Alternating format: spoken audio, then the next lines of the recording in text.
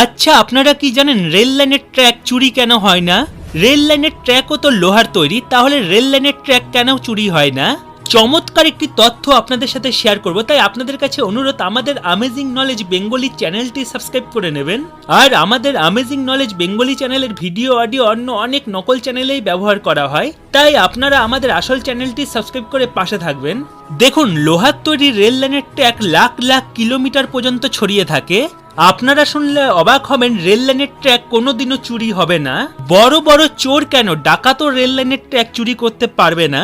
Rail লাইনের track যেমন অনেক লম্বা আর প্রচুর পরিমাণের ভারী হয়, যাকে চুরি করা খুবই কঠিন।